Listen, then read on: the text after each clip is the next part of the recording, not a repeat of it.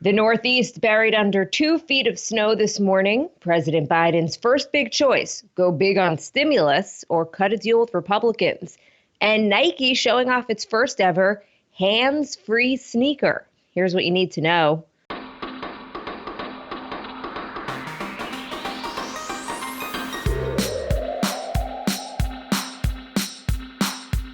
Good morning. This is Cheddar's Need2Know podcast for Tuesday, February 2nd. I'm Jill Wagner with Carlo Versano. Good morning, Carlo. Happy Groundhog Day to you, my friend. That little rodent, you better see his shadow today or I'm not going to be happy. Or is it that or is it the other one? Do you want him to not see his shadow?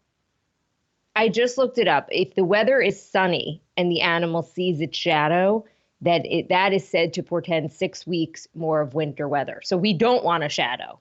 Okay, got it. Don't want a shadow. All right, Phil. You heard it here first. But in the immortal words of Bill Murray, Jill, there is no chance this winter is ever going to end. I mean, it feels like it's been, every day has felt like a Groundhog Day for about 10 months now. At least, seriously. Maybe more. Okay, so we've got 16 inches of snow in Central Park. 30 inches in Mendham, New Jersey. The storm's going to linger across New England today, but it's the biggest snowfall in New York City in 5 years. Yeah, this is a big one, huh? This is bigger than I anticipated, and it's amazing how long it's been snowing. I don't know if you've noticed that, but it's like I look out my window. There's been snow coming down here for like a day and a half now, and I think it's supposed to continue. I've noticed it's been almost 30 hours of snow. It's bad, but hey, it's winter, right? That's what happens in winter. Yeah, I mean, we say that it's the worst snowfall in 5 years. In New York City. New York City hasn't really had a bad snowfall. Yeah. We haven't really. I don't remember there being a lot of snow in New York for about that time. So it is winter. This is what happens. Okay, let's get Alex out on. Before we talk about real news, did you get? You didn't? We didn't because it was like snowing sideways here, so it just felt like. It felt like it wasn't fun snow, but I did see a lot of pictures on Instagram of friends who said, whatever, screw it. And they took their kids out and they looked like they were having a great time. So I feel a little bit bad, but maybe we'll try today. Today will be better.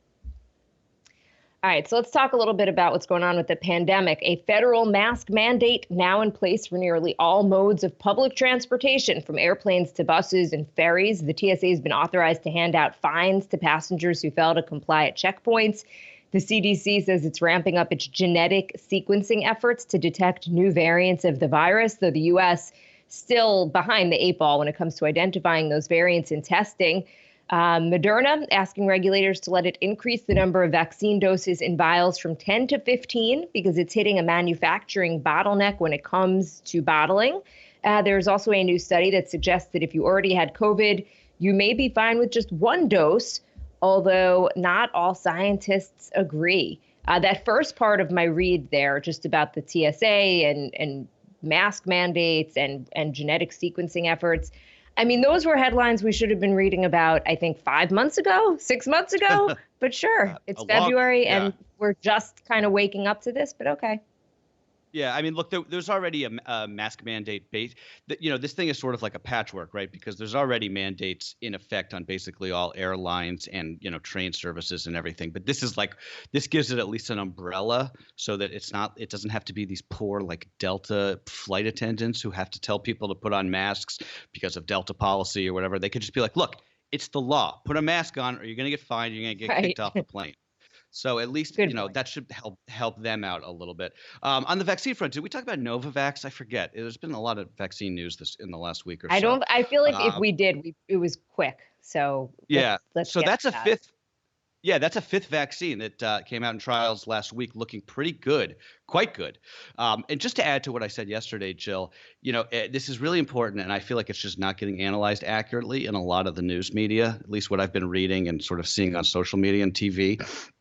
As reported in the New York Times yesterday, they did a good job of basically explaining what I said yesterday on the podcast, which is, when you read that Johnson & Johnson's vaccine was like 66% effective or that the Novavax vaccine was 89% effective, those numbers are referring to the prevention of all illness.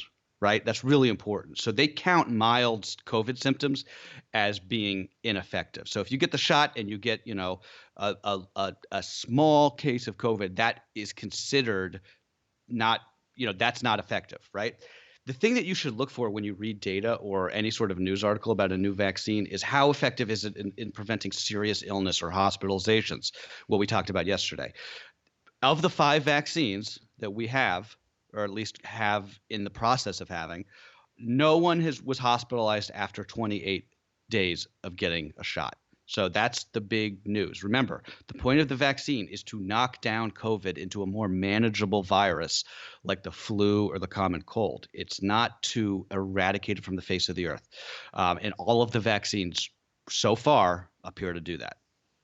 So the Johnson & Johnson timeline, from what I'm understanding, that is they'll likely file for emergency use authorization sometime this month. And the goal would be, the hope in terms of a timeline would be that the vaccine would be available maybe at the end of February. So about 4 weeks from now, potentially the Johnson & Johnson vaccine would be in the pipeline. What Novavax, though, the timeline is a lot longer. Right? I don't believe that they're ready for that at all. Right. I mean, that vaccine might be be out about in May, I heard, or maybe in the spring sometime. Do you know a timeline on that one? I forget. Let me check and double back. But Johnson & Johnson, and I think that Johnson & Johnson, again, is being undersold as the big one here, because remember what Johnson & Johnson is, right? They're a massive consumer products, medical device, vaccine company, right? I don't know, obviously, how their manufacturing process works, but if they're able to basically say, look, we're going to stop making, baby shampoo and baby powder and Band-Aids for a month or two, and we're just going to pump this vaccine out and get it to, CVS and Walgreens and, your local clinics, especially because it's only one shot, and especially because it has to only be in a regular refrigerator. I really think that still could be a game changer. J&J is, if you want any company to be making a vaccine, I think J&J would be your number one choice, just in terms of the scale that they have.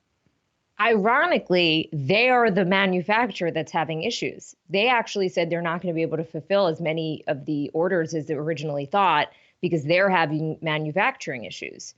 I don't know if you've heard that, but that's sort of that was the issue with Johnson & Johnson. Right. And just one other note, they kind of swung for the fences in terms of this one-shot vaccine. It is possible that if they gave you 2 shots of the same vaccine, it would be more effective. They're just saying right. You don't need that to prevent serious illness. So it is possible that down the line, they're going to say, okay, maybe you do need 2 shots of the Johnson & Johnson. I'm not saying that they will, but just one way right. to think about it, right? Okay, no, these results absolutely. That's a good point.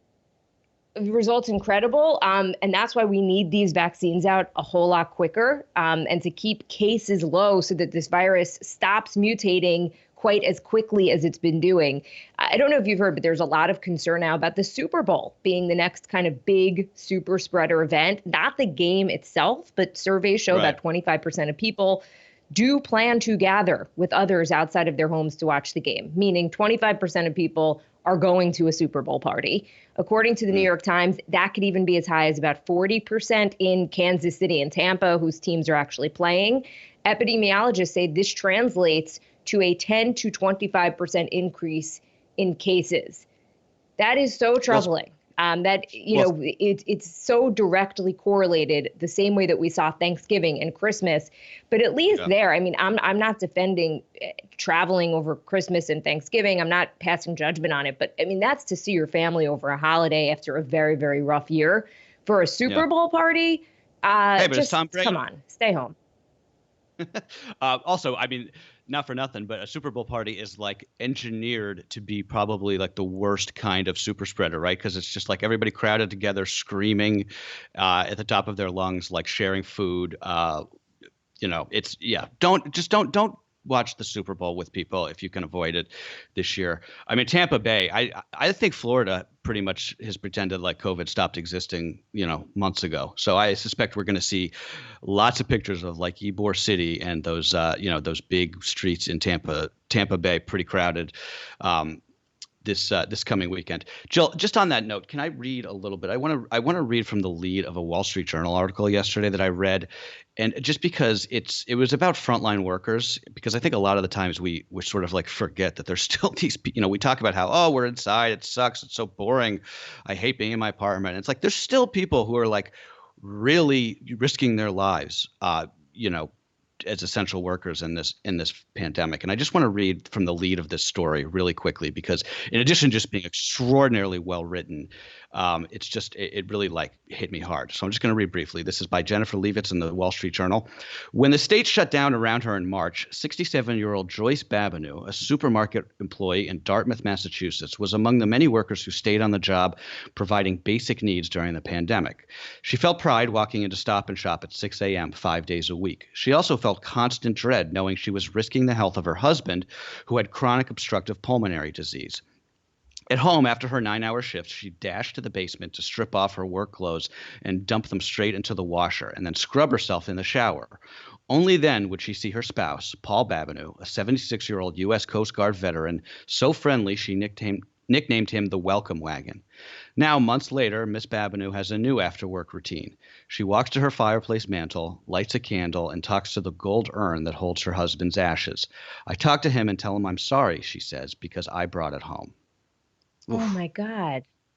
Right? Gut-wrenching. Incredible piece of writing, but gut-wrenching, yeah. I mean, that's the human toll, right? I mean, Right. that's, I mean, look, if you're a doctor or a nurse and you work in a hospital, you're not used to what happened with COVID, but at least you're trained for that. You're mentally prepared for it. You've Right. probably experienced death in some capacity. And again, what these healthcare workers are going through is horrific. But I mean, if Yeah. you're working as a cashier at a supermarket, you're simply not trained for that. That's not really what you signed up for. And the longer it goes on, the more it just becomes a matter of time until you get it, right? Carla, thank you for reading that. I mean, I think that really brings home what this issue is. And look, that's Yeah. what the issue is with school, right? I mean, kids who at this point don't seem to be that affected could bring it home to parents or grandparents. And that is the tragedy of this virus. Right. Let's switch gears and talk a little politics. A group of GOP senators met with the president and vice president in the Oval Office yesterday for what both sides described as a productive discussion over the scope of the economic stimulus package. It was about a 2-hour meeting. The Republican $618 billion bill, about a third of what Biden has called for. It includes many of the same elements, though, when it comes to money for vaccines, schools, PPE, and testing. But it pares back the direct checks and jobless aid and doesn't include a minimum wage hike. After the meeting, the White House maintained Biden's desire to go big.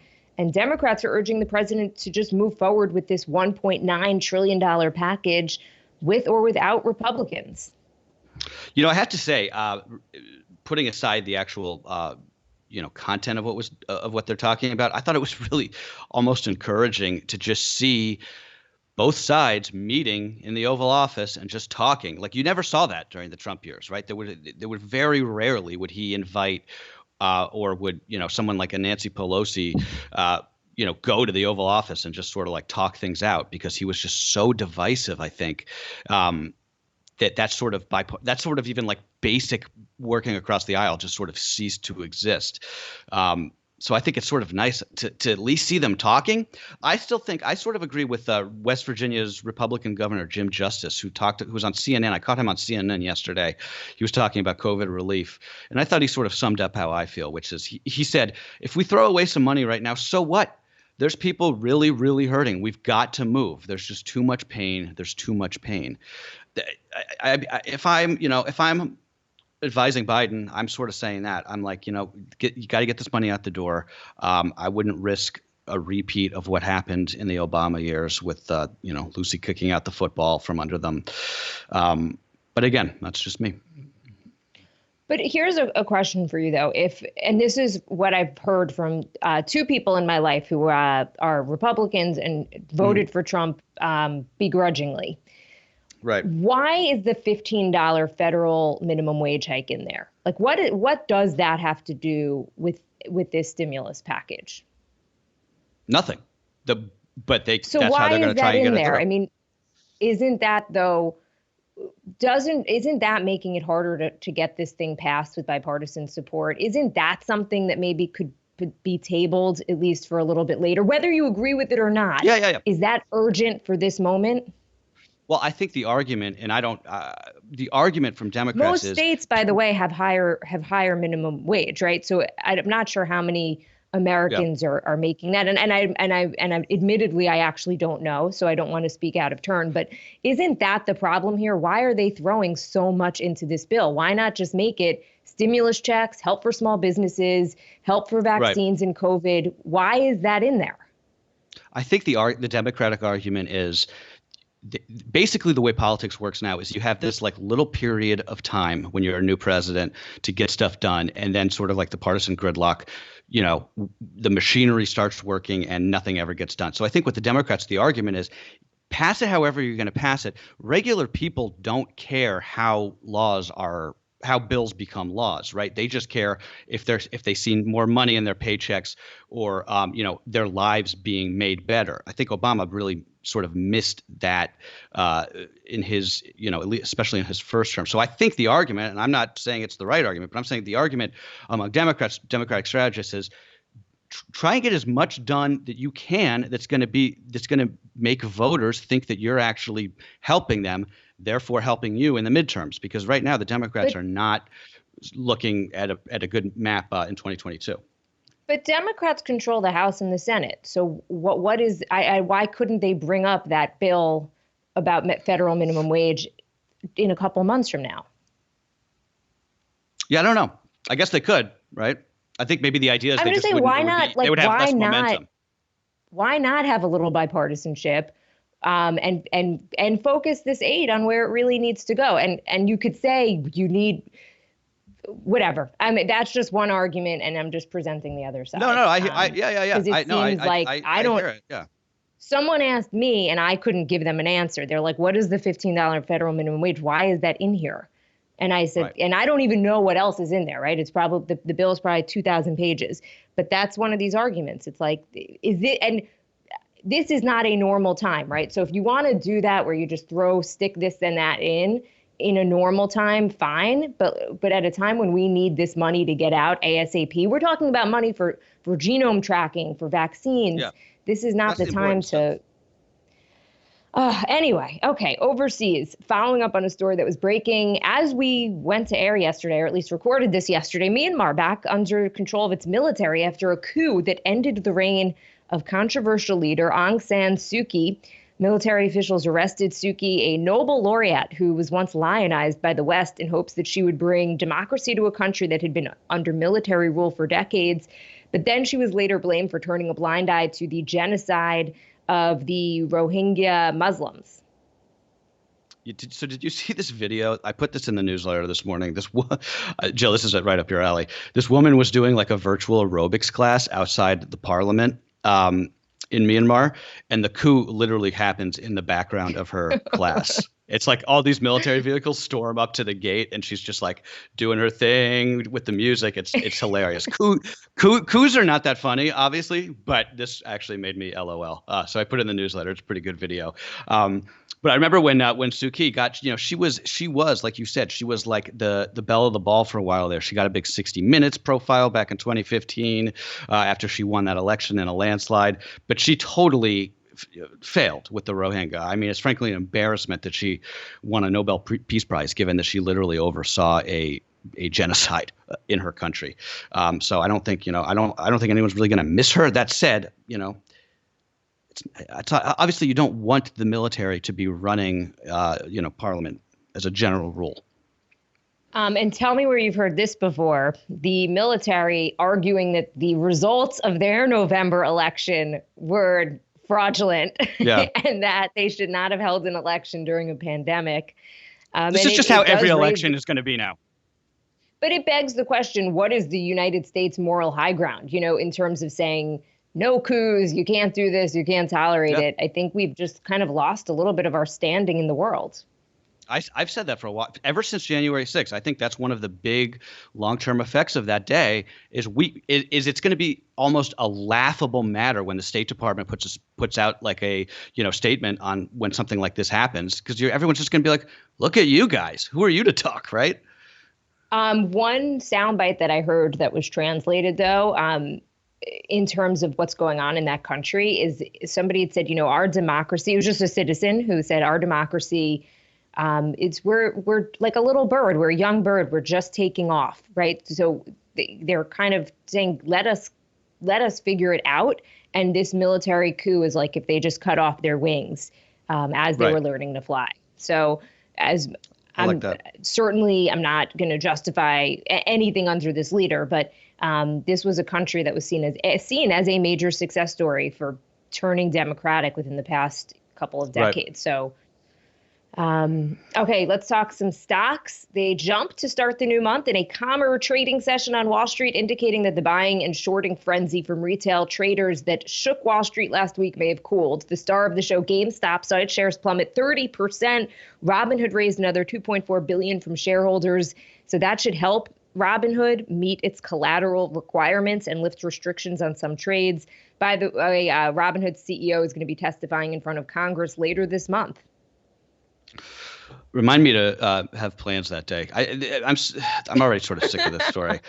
It's insane that we're having hearings over any of this. Can we just agree on that at least? Like, come on, don't we have bigger fish to fry at this point? Like, by the way, people, this is why you invest in index funds. What happened with GameStop in the last couple of days? As long as the Fed says that it's going to, make the cash machine go burr and basically prop up the stock market for the rest of time, stocks go up, then index funds go up, as opposed to investing in like one stock and hoping that you get out at the right time. By the way, this represents an assessment of the market and economic environment at a specific point in time. Is not intended to be a forecast of future events or a guarantee of future results. Forward-looking statements are subject to certain risks and uncertainties. Actual results, performance, or achievements may differ materially from those expressed or implied. As with any investing decision, consult your investing advisor. Is that your way of getting us off the hook? If anyone's taking our advice on trading, Yes, which would definitely be their first mistake. Yes, that's my financial disclosure for the day. GameStop's down about 23% already in pre-trading. You could argue that Robinhood kind of may have done people a favor by halting buying of the stock and only allowing selling. Not that morally, it was the right thing to do, but that stock, what goes up, I guess, must come down in some cases anyway. Meanwhile, Netflix already said to be in talks to make a movie about the GameStop saga. Mark Bowl, the Oscar-winning screenwriter who did Zero Dark 30 and Hurt Locker, he is attached to the project. Actor Noah Centineo is as well. Separately, MGM won the rights in a bidding war for an upcoming book about the Reddit traders who revolted on Wall Street. It is called The Anti-Social Network. Hollywood is basically just a content mill at this point. I mean, it's like pretty funny to watch. Some big story goes viral in the news. Some studio, tries to buy the rights, cash in. I guess it's happened for a while, but it's amazing how often it happens now. It's a lot easier to do that than sort of like investing in your own IP. It seems like this would be a really good time to be a screenwriter. Just like, just being at the ready to turn these stories into movie scripts. Although I actually know a screenwriter, my friend Caroline, and she says otherwise. She says it's, as always, really? One of the hardest jobs to get to break through in Hollywood. I guess because they probably just keep going back to the same well in terms of I think the that's writers part of that it. they Yeah. already know. Right. Exactly. Finally, Nike out with its first sneaker that is completely hands-free, the Nike Go Fly Ease. It's a laceless slip-on. It lets you kick down or kick up to get your feet in and out without using your hands. Nike says it started developing the shoe for people with disabilities in mind, but realized that it created a technology that can be useful to anyone, from pregnant women who have a hard time bending over to people who just have their hands full and are trying to get out the door. I'm kind of digging this thing. Did you watch the little promo for it?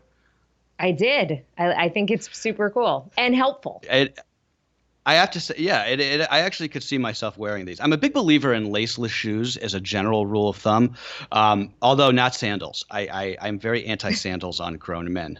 That's something that Becky instilled on me. If you can see a man's toes, it's a bad deal. That's her That's rule what of thumb. I was going to just say. It's like, I don't need to see men's toes. Or just the bare feet in any capacity. Not interested.